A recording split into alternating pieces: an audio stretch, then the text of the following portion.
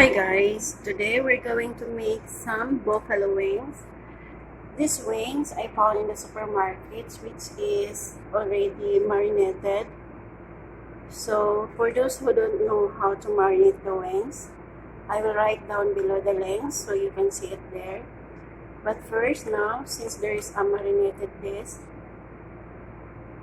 is already done, so I will show you how I mix it. So I'm here.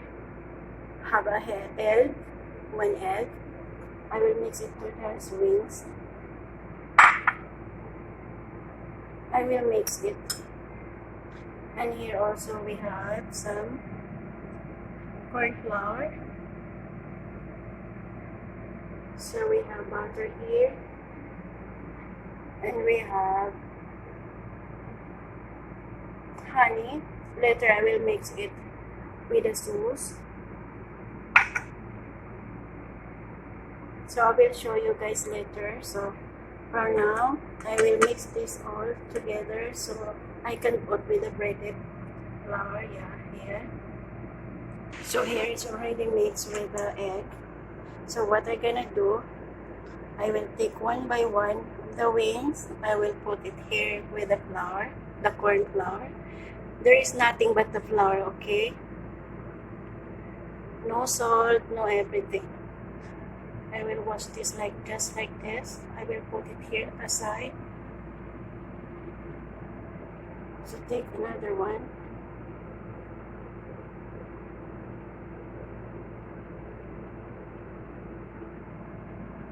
I use my hands so very quick and easy.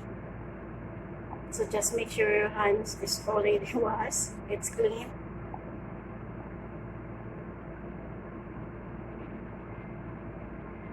So here guys, it's already done. So now, let's go for the preheated oil. I already finished. I already preheated it. So now it's hot, so let's put the wings. So cut the wing. We continue fry until it will be golden brown. So we complete this fry all these wings before we go to the sauce. So every minute guys, try to check. So you have to flip from down to up. Just like this. So make sure na hindi po mabiburn yung wings natin. So guys, when you try to fry the chicken, try to avoid high fire. To avoid burning, so this would be good. So now it's done. Put some butter here, 100 grams of butter. Now I have 2 tablespoons of garlic, minced garlic. Yeah. This is for the sauce for the buffalo wings that I make. Okay. Let's make it golden brown. The garlic. Slow the fire so it will not burn the garlic. So now it's golden brown, see the garlic. So now we have to add the ketchup and soy sauce. This is the sauce. Little ketchup. At this, I use banana ketchup guys because I really love banana ketchup. And I will add now the honey.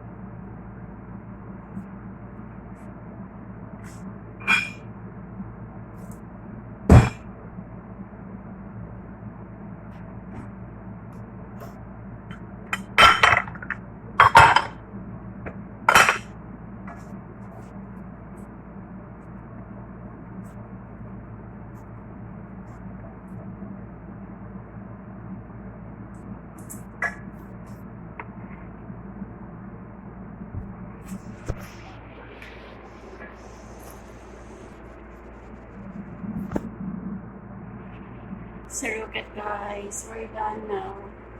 So this is the finished product of my buffalo wings on my version.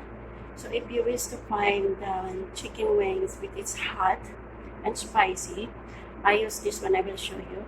I use this crispy hot buffalo chicken wing sauce, but I will not add this here because somebody they don't like it. So I will put it aside on the plate, so if they want to add, so they can use it. So that's it guys. This is perfect for my fried rice here. This is perfect. So thank you guys so much for watching. So if you know this recipe, I will write down below the names, the ingredients that I use. So just check it out. So thank you so much. Bye guys. Enjoy cooking.